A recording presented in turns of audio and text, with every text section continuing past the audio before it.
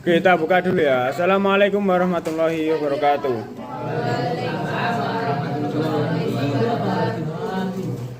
Oke, seperti yang saya jelaskan kemarin, oh ya sih sebelumnya, yang kemarin ada yang belum ikut kuis belum? Ada yang belum ikut kuis? Udah nggak? Ada? Saya kecil Pak, mau ulang. Nggak bisa nih ngulang, nggak ada yang bisa.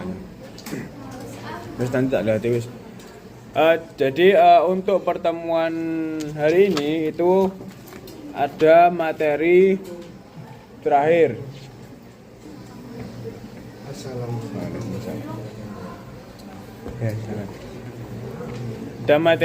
Ada 5 materi terakhir yang saya jelaskan hari ini, yaitu ada istisna, wakalah, sulhu, doman, dan juga kafalah.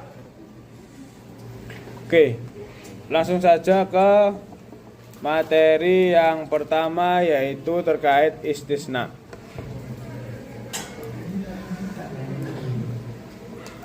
Jadi istisna itu adalah akad pemesanan pembuatan barang tertentu kepada pihak lain dengan spesifikasi yang disepakati dan barang tersebut dibuat setelah akad.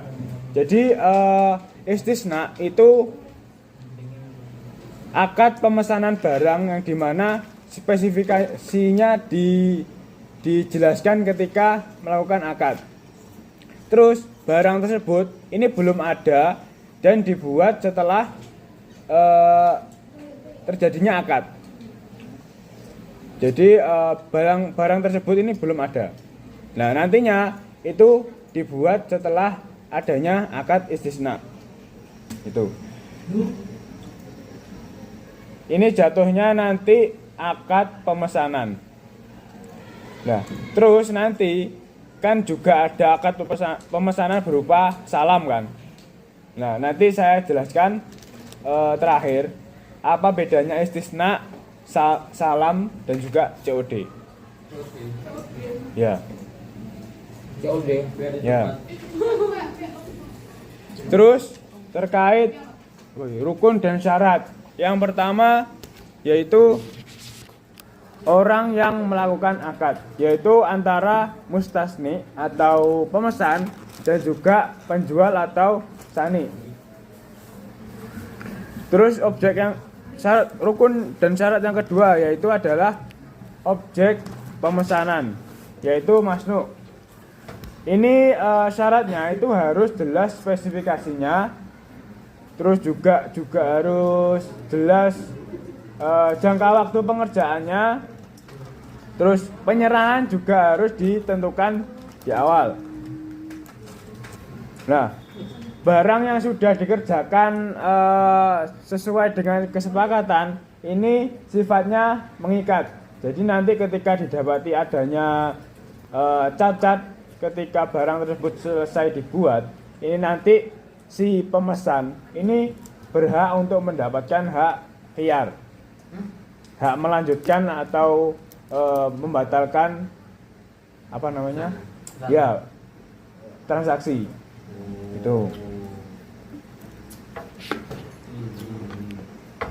Memiliki hak khiyar jika didapati cacat dan tidak sesuai dengan pesanan di awal. Terus yang ketiga yaitu adanya ijab qabul. Nah, dalam ijab qabul ini juga harus disepakati harga di awal, harga pembuatan. Nah, itu nanti juga disepakati entah itu tunai atau boleh dicicil atau boleh dibayar di akhir. Itu. Jadi nanti sifatnya sesuai kesepakatan kalau istisna. Oke, dari sini istisna apakah ada yang ditanyakan? Ini TPO ya Pak ya? Ya, coba nanti gini, PO kan juga termasuk salam kan? Nah, oke, tak jelaskan sekarang ya. Ada spidol nggak?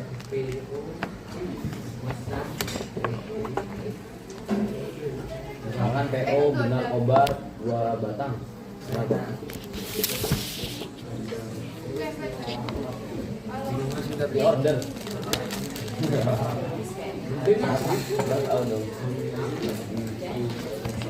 Ini nanti bisa dicatat ya. Saya biar tahu bedanya di mana. Yang pertama istisna.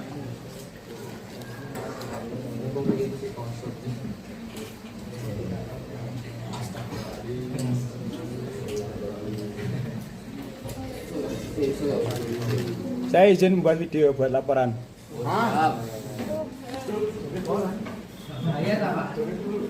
Petrol. Sepedaan apa tadi? Istisna, salam. Apa nih pengumuman apa nih? Satu ya.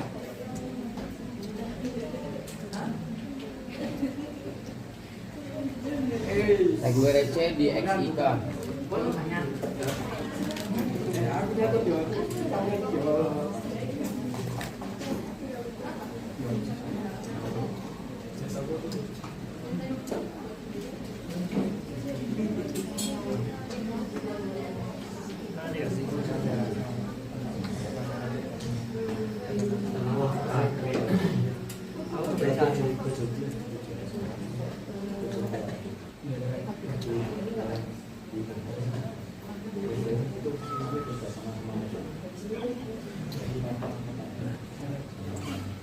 Kurang besar nggak? Cukup. Kurang besar ya? Nah, kurang.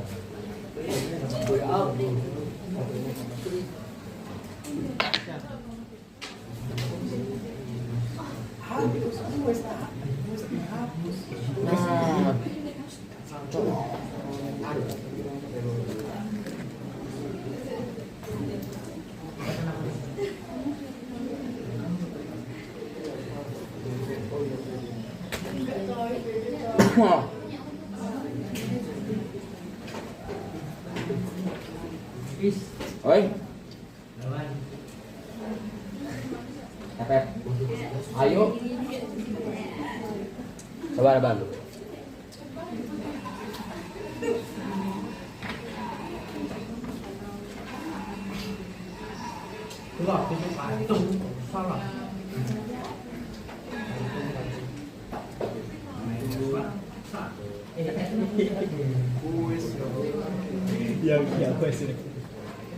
Kok sih?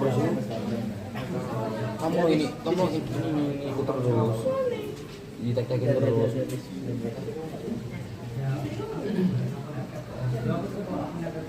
Apa sih? Mana sih emang ada? Apa?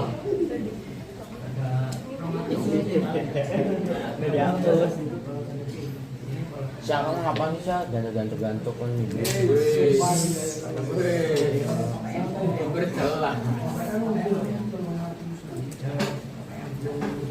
Tobat kah?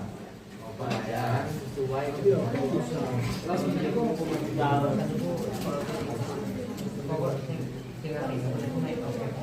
Barang sudah dibuat, tapi PO belum dibuat pak.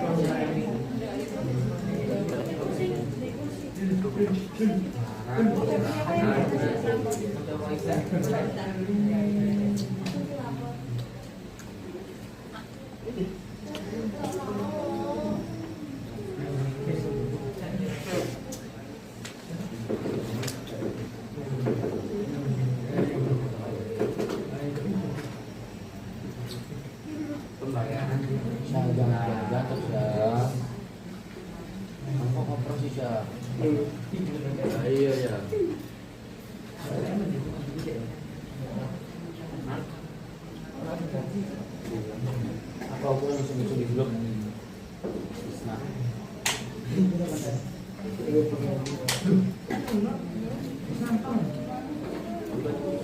Ngapa sih aku udah balikin tadi kamu?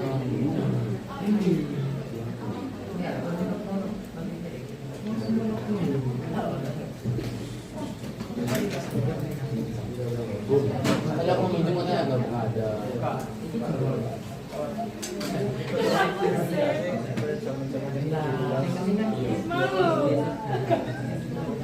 Aku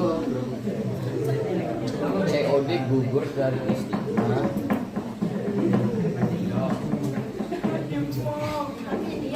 Tapi COD, COD itu kan cash on delivery. Apa sih COD itu bayar di mobil? COD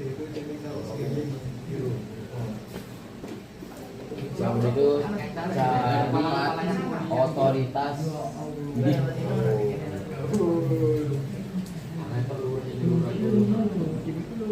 Oke. Bisa dicatat. Jadi istisna dan salam itu kan sama-sama akad pemesanan ya. Nah, cuma bedanya kalau istisna itu barang tersebut dibuat setelah akad. Jadi biasanya barang tersebut ini sifatnya custom. Jadi lebih spesifik lagi barangnya. Terus kalau salam itu barangnya sudah ada, terus diserahkan di kemudian hari, pembayarannya di awal. Jadi salam itu pembayarannya harus di awal, tidak boleh di akhir. Contoh dari salam sendiri itu seperti jual beli online. Itu. Nah, COD, bentar. COD itu termasuk jual beli biasa. Maksudnya, bentar. Masuk ke jual beli biasa karena nah ini.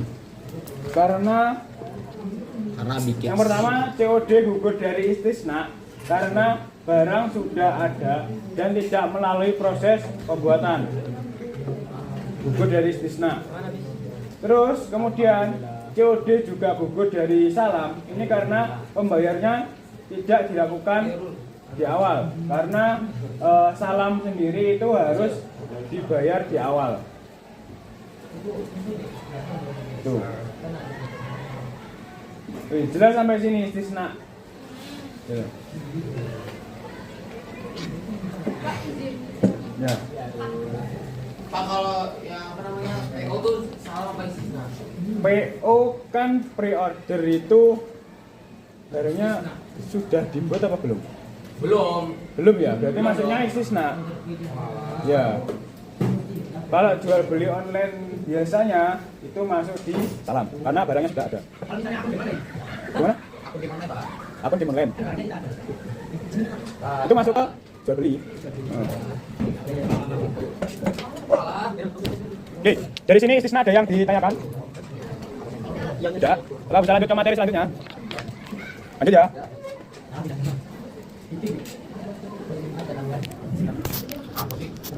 Oke, materi selanjutnya yaitu terkait wakalah. Jadi wakalah itu adalah perlimpahan wewenang dari seseorang kepada orang lain untuk melakukan suatu perbuatan yang boleh diwakilkan. Jadi wakalah bisa dilihat dari kata wakalah yang berarti wakil. Ya, itu nanti apa ya? Artinya itu mewakilkan pekerjaan kepada orang lain, gampangnya gitu. Terus yang boleh dikerjakan atau yang boleh diwakilkan itu adalah hal-hal yang bersifat pekerjaan yang dibolehkan. Terus terkait rukun dan syarat, yang pertama yaitu orang yang berakat. Nah, orang berakat ini ada dua, yaitu orang yang mewakilkan atau mewakil dan orang yang diwakili. Orang yang mewakilkan yaitu mewakil dan orang yang mewakili yaitu wakil. Terus yang kedua yaitu adanya objek yang diwakilkan. Nah, objek yang diwakilkan ini harus berupa pekerjaan. Seperti contoh ketika seorang ibu ini mewakilkan pembayaran SPP-nya ke anaknya untuk diberikan ke sekolahan. Itu contoh gampangnya gitu. Terus yang ketiga yaitu ijab qabul, yang semestinya ijab qabul sesuai dengan akad wakalah. Nah, untuk macam-macam wakalah ini dibagi menjadi tiga, yaitu wakalah khosoh dan wakalah ammah. Yang ketiga wakalah bil ujroh. Yang pertama wakalah khosoh. Bisa dilihat dari kata khos yang artinya khusus. Jadi arti dari wakalah khosoh itu adalah perwakilan untuk satu pekerjaan tertentu yang jelas dan terbatas. Jadi semisal contoh itu ya seseorang ini diwakilkan untuk menjual motor di sebuah toko. Dan di toko tersebut ternyata ada tidak hanya ada motor saja, tetapi juga ada mobil. Tetapi kalau nanti wakalahnya bersifat kosong, ini nanti orangnya yang diwakilkan ini menjualnya harus sesuai dengan kesepakatan. Misal kesepakatan di awal itu diperuntukkan untuk penjualan motor, berarti dia harus menjual motor, tidak boleh menjual yang lain. Itu untuk satu pekerjaan tertentu. Terus yang kedua yaitu adalah wakalah amah. Bisa dilihat dari kata am yang berarti umum. Jadi kalau artinya itu adalah perwakilan yang bersifat luas dan mencakup banyak urusan. Satu contoh ketika seseorang ini mewakilkan untuk mengurus bisnisnya di luar negeri. Jadi yang diwakilkan itu bisa bisa mengurus segala bisnisnya. Semisal contoh mengurus jual beli, kemudian pembayaran utang, kemudian menerima pembayaran, itu boleh. Jadi nanti sesuai akadnya. Kalau untuk satu pekerjaan saja itu nanti masuknya wakalah khosoh. Terus kalau secara umum dalam satu bisnis itu nanti masuknya ke wakalah amah. Itu. Terus wakalah yang terakhir yaitu adalah wakalah bil ujroh. Bisa dilihat dari kata ujroh sendiri yang artinya upah. Jadi wakalah bil ujroh ini adalah perwakilan di mana wakil berhak mendapatkan imbalan atau upah sesuai dengan kesepakatan. Jadi meminta tolong mewakilkan suatu pekerjaan tersebut, kemudian orang tersebut diupahi ya. Gampangnya gitu. Oke, dari sini terkait wakalah, apakah ada yang ditanyakan kembali? Cukup. Oke, selanjutnya adalah materi yang ketiga. Di pertemuan ini adalah sulhu. Jadi sulhu ini adalah akad untuk mengakhiri sengketa atau perselisihan antara dua pihak atau lebih dengan cara damai melalui kesepakatan. Gampangnya kesepakatan damai agar sengketa atau perselisihan selesai.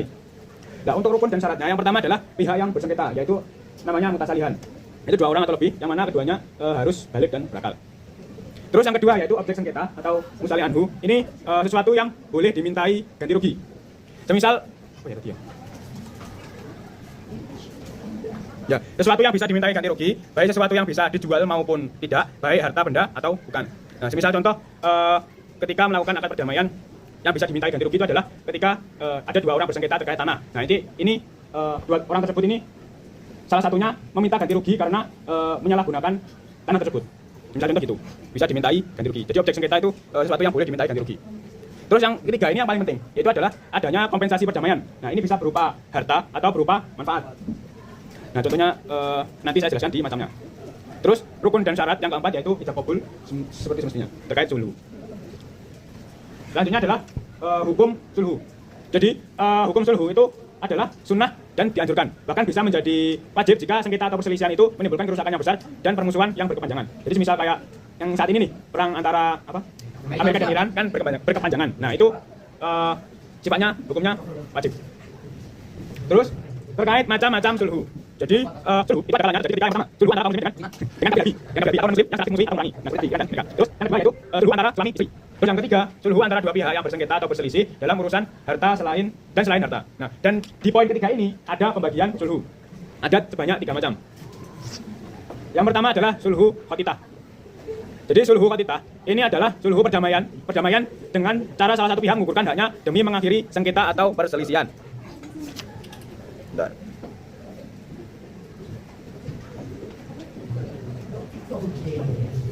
Oke, salah satu contoh dari sulhu khotitah ini adalah ketika ada dua orang itu berselisih karena adanya utang. Jadi A ini menagih kepada si B terkait utang si B sebanyak 10 juta. B mempunyai utang 10 juta nih. Kemudian dilakukannya sulhu. Nah, sulhunya jenis khotitah. Ini nanti si A ini menggugurkan haknya demi mengakhiri sengketa dengan contoh tadi utangnya 10 juta. Nah, ini digugurkan haknya semisal dikurangi pembayaran hutangnya sebanyak 3 juta. Jadi pelunasannya itu sebanyak 7 juta. Itu. Jadi sulhu khotitah seperti itu. Pengurangan atau pengguguran hanya demi mengakhiri sengketa atau perselisihan. Tuh. Terus yang kedua yaitu sulhu muawadah. Sulhu muawadah ini adalah pertukaran dengan cara pertukaran perdamaian. Ini perdamaian harusnya. Perdamaian dengan cara pertukaran harta atau hak sebagai kompensasi. Nah, semisal tadi si A dan B mempunyai hutang senilai 10 juta. Nah, cara pertukaran atau cara pelunasan hutangnya itu tidak lagi menggunakan uang, tetapi menggunakan barang yang mana barang tersebut senilai 10 juta sebagai kompensasi pembayaran hutang. Jadi pertukaran harta atau hak sebagai kompensasi itu. Jadi menukar semisal tadi kalau hutang uang itu ditukar dengan barang yang seharga sesuai. Tuh, kalau sulhu muawadah itu. Terus yang ketiga yaitu adalah sulhu ani adain. Sulhu ani adain adalah akad perdamaian atas hutang, di mana pihak yang dituduh mengakui hutangnya, lalu kedua belah pihak berdamai dengan pembayaran sebagian, terus keringanan atau dibayar pihak lain. Jadi misal contoh A dan B itu tadi B memiliki hutang senilai 10 juta. Terus untuk pelunasan hutang tersebut, ini bisa dibuat setengahnya. Jadi kalau 10 juta, itu pelunasan hutang senilai 5 juta. Terus juga bisa pelunasan hutang itu diwakilkan oleh orang lain, dibayarkan pihak lain. Itu sulhu ani adain.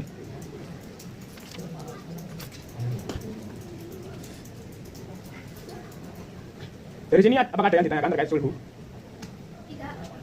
Bisa lanjut ke materi selanjutnya? Bisa. Oke. Ini hawanya apa ngantuk ya, Mang? Oke, materi selanjutnya itu adalah doman dan kafalah.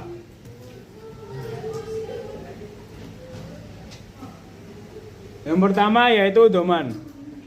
Doman itu adalah kewajiban seseorang untuk menanggung kerugian atau mengganti kerusakan akibat perbuatan tertentu.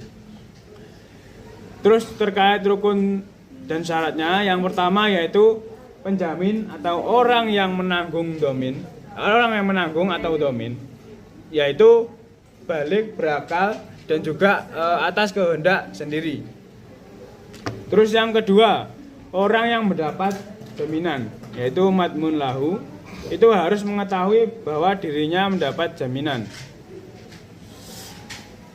Terus yang ketiga, yaitu objek doman. Ini barangnya itu harus diganti. Terus yang keempat adalah zigot atau penyataan ijab qabul doman. Nah, doman perlu diketahui bahwa doman ini adalah suatu kewajiban seseorang untuk mengganti kerusakan ketika barang tersebut dirusakkan oleh orang tersebut. Jadi semisal ada orang yang merusakkan misal HP. Nah, itu nanti wajib mengganti atau menanggung kerugian HP tersebut. Terus dalam doman ini ada dua pihak, yaitu penjamin dan orang yang mendapat jaminan. Penjamin itu seperti kalau dilihat dari dilihat dari pengertian itu, penjamin itu sebagai orang yang merusak, ya kan? Orang yang menanggung kerugian. Terus orang yang mendapat jaminan ini adalah orang yang barangnya tersebut dirusak. Tuh.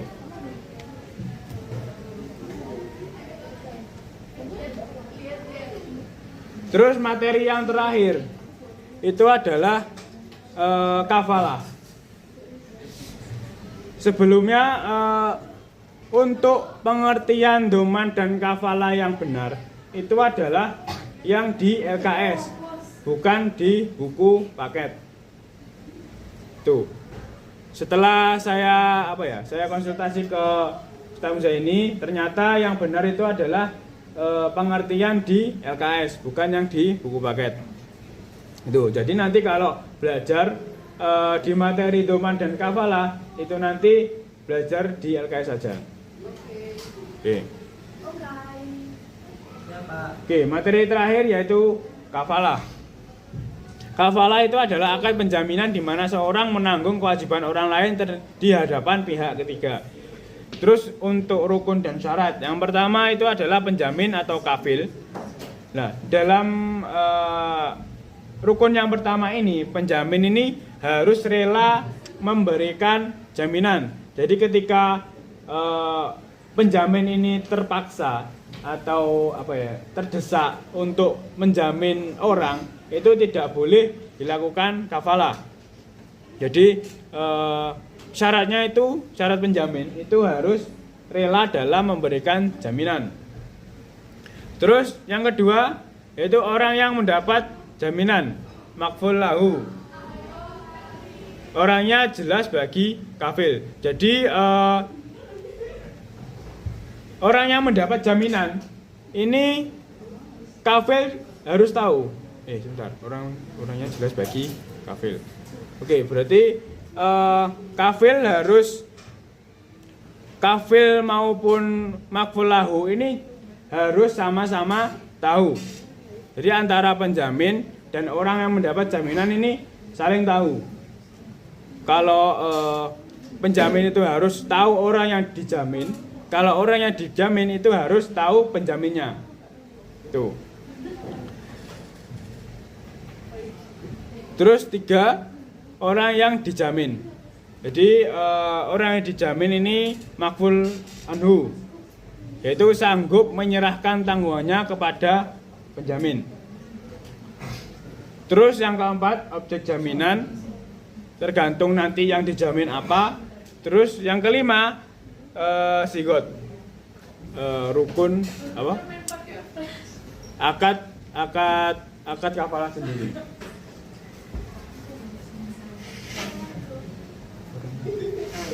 Terus yang terakhir yaitu adalah macam-macam kafalah. Jadi macam-macam kafalah itu ada dua.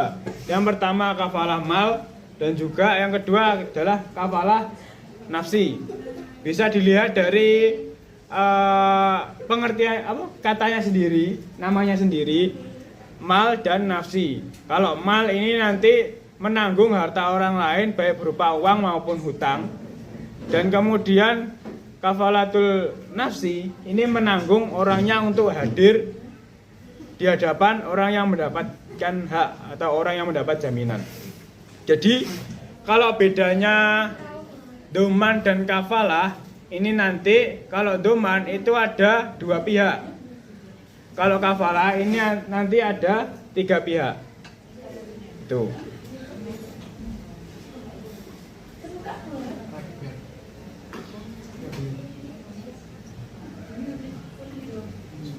Oke, dari sini, dari seluruh materi yang sudah saya jelaskan dari awal, baik dari musakoh, muzara'ah, mukhabarah sampai hari ini, sampai kafalah, apakah ada yang ditanyakan? Masih ada yang bingung? Soalnya melihat pertemuan ini nanti, pertemuan depan sudah PH. Pertemuan depan? Ya, pertemuan depan sudah PH. Jadi LKS-nya itu nanti dikumpulkan minggu depan.